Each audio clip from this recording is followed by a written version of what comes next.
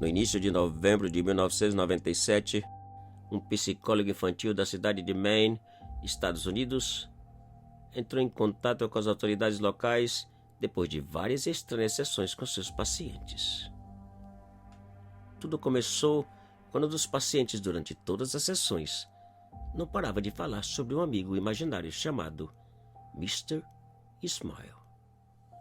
Segundo ele, todas as noites, Mr. Smile aparecia no pé da sua cama, sorrindo e transmitindo uma sensação de alegria, de paz e de tranquilidade.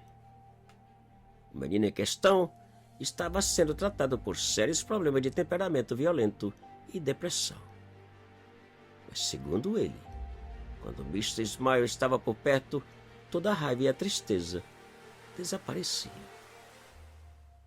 Mr. Smile não falava. Apenas ficava sorrindo no pé da sua cama, cheirando um cheiro gostoso de algodão doce. O psicólogo presumiu que esse amigo imaginário fosse algum tipo de mecanismo que o menino havia desenvolvido para lidar com seus problemas e não deu muita importância. Até que outra paciente, uma menina de 9 anos, também começou a falar sobre o seu amigo imaginário. Logo depois, um menino de 7 anos e outro menino de 12 anos e uma menina de 11 anos. Ao todo, cerca de 15 pacientes diferentes começaram a falar sobre o mesmo amigo imaginário, o Mr. Smile.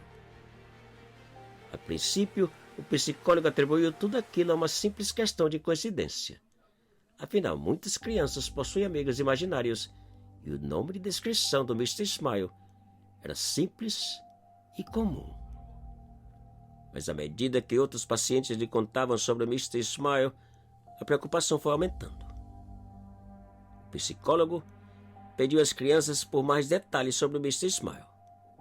E cada um deles o descreveu da mesma maneira, usando exatamente as mesmas palavras, apesar de não estarem em contato uns com os outros. 5 deles, por exemplo, estavam sendo educados em casa. E, de acordo com seus pais, quando saíam, estavam sempre acompanhados e não tinham contato com ninguém.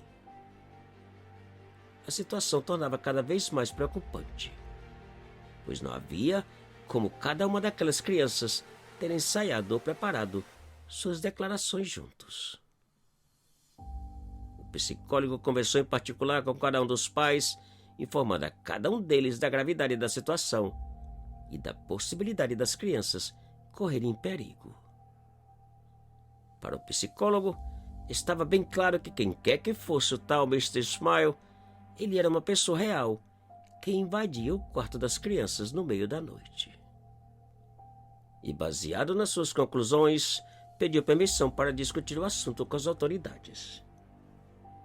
Os pais deram seu consentimento desde que fossem informados do que estava acontecendo.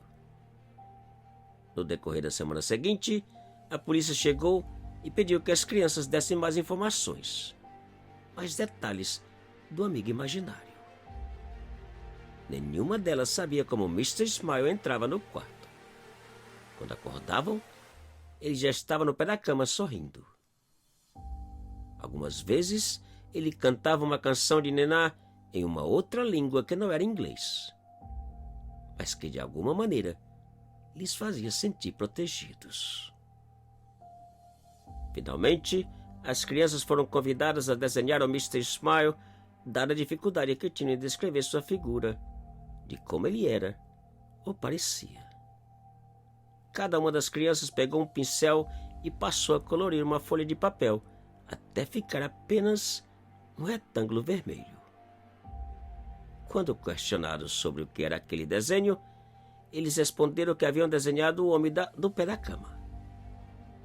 Quando perguntados onde estava sua cabeça, braços e pernas, eles insistiram que haviam feito um desenho perfeito do Mr. Smile. Agindo mais por um palpite do que qualquer outra coisa, o psicólogo decidiu mostrar um dos desenhos coloridos a outras crianças e perguntar o que era. todas e cada uma delas, sem saber do que tratava o desenho ou quem o desenhou, responderam imediatamente que era uma foto do Mr. Smile.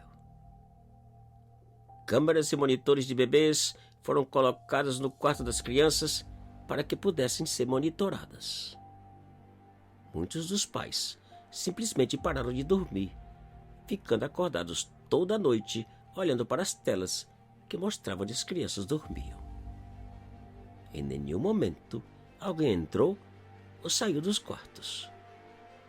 Nenhum som, exceto deles roncando ou ocasionalmente conversando durante o sono, foram ouvidos pelos monitores. Nenhum sinal do Mr. Smile. Depois de quase 2 semanas monitorando, as autoridades começaram a duvidar se o Mr. Smile realmente existia. Alguns sugeriram que talvez toda aquela situação do Mr. Smile tivesse sua base em algum programa de TV ou filme que todas as crianças assistiram, levando a sonhar com algo semelhante. E um dos meninos desapareceu. A câmera em seu quarto tinha desligado por volta das 2 da manhã. Sua mãe levantou para checá-lo apenas para encontrar seu quarto vazio. A pobre mãe não conseguia entender como foi possível seu filho desaparecer enquanto caminhava do seu quarto ao dele. Não havia como ele sair ou ser levado em questão de segundos. Mas o fato é que ele sumiu. Segundo a mãe, havia um cheiro de algodão doce no quarto. A busca pelo menino não deu em nada. Ninguém tinha visto nada estranho ou suspeito na casa antes ou durante o desaparecimento. E nenhum vestígio ou pista foi encontrado. Menos de uma semana depois, uma das meninas também desapareceu. Logo em seguida, outras crianças começaram a desaparecer, até restarem apenas 4. As 4 crianças restantes começaram a falar sobre como e onde o Mr. Smile e seus amigos estavam, e que iria levá-los em breve. Eles disseram que naquele lugar já havia muita gente e que era um lugar feliz e lindo. Também disseram que Mr. Smile estava em seguido contato telepático com eles, falando e mostrando fotografias do lugar. Depois de algumas semanas, as crianças começaram a reclamar de dores de cabeça e náuseas. Começaram a ter alucinações e 2 deles gritavam que Mr. Smile parasse de mostrar aquelas coisas horríveis. As crianças pararam de dormir. Passavam as noites sentados olhando para a parede branca, sem mover, fazer qualquer som ou piscar os olhos. Sedativos já não faziam efeitos. Uma das garotas começou a fazer estranhas marcas circulares em sua pele, enquanto 2 meninos pararam de comunicar em inglês. A língua que eles falavam nunca foi identificada. O que diziam, ninguém sabia.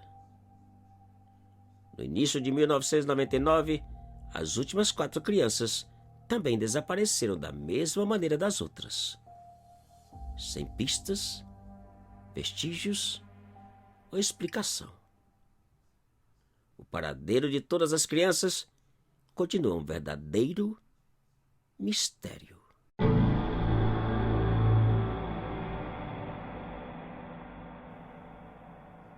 Te cuida e muito obrigado.